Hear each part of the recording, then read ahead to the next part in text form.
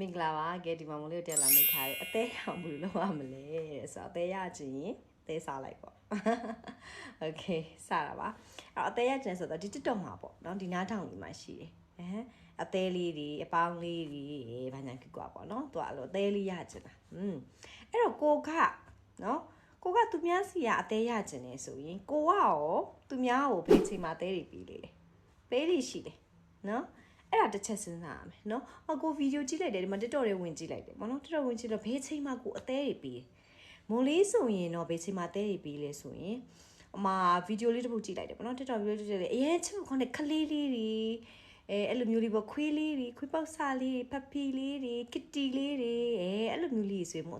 လေးအသေးပြီးတတ်တယ်နော်အဲ့ချစ်ဖို့ကောင်းတာနော်သူတို့လေးချစ်ဖို့ကောင်းတယ်ခလေးလေးအပြစ်လဲကစ်စင်နဲ့ခွေးကလေးရအစားပေါ့နော်အရင်ချစ်ဖို့ကောင်းတယ်ဘယ်ဘေဘီလေးမဆိုချစ်ဖို့ကောင်းမလို့အသေးပြီးတယ်နောက်ကဘယ်လိုမျိုးသေးပြီးလေးလဲဆိုရင်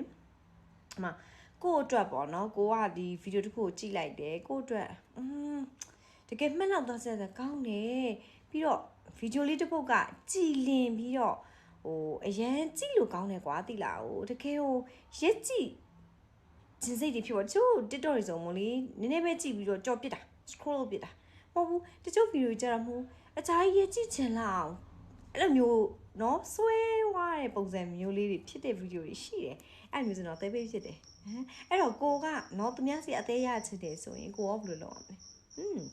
အဲ့အချက်လေးနည်းနည်းပါပြပြမယ်နော်โอเคအချက်တွေတော့အများကြီးရှိတယ်အဓိကအကြောင်းရင်းလေးနဲ့မလို့ပြပြမယ်အဲ့တော့ကိုကသူများစီအသေးရအောင်လုပ်ချင်တယ်ဆိုရင်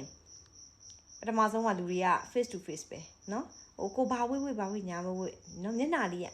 ကြည်လင်ရှင်းတန့်နေအောင်လေးနေပါနော်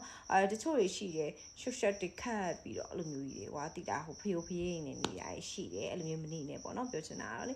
ကိုမျက်နှာလေးကိုကြည့်လိုက်တာနဲ့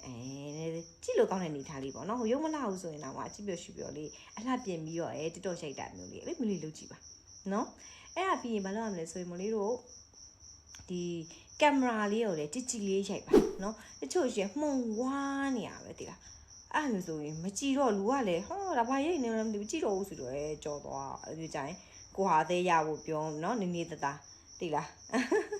နော်အဲ့လိုမျိုးလေးပေါ့နော်ပြီးတော့ကိုယ့်ရဲ့ဗီဒီယိုကြည့်ချင်လာအောင်လဲကွာဖန်တီးယူရမယ်တိလားအဲ့ဒါကတော့လေစာဖတ်နာတယ်လို့မျိုးပေါ့နော်စာရေးချင်တဲ့သူတယောက်ကနော်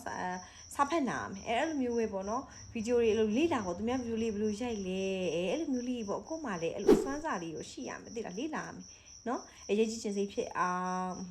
အဓိကကတော့မျက်နှာသွင်းမြ feature ပါ physical feature လာပါလေးလို့ camera ကြည့်လေးလို့ဆိုရင်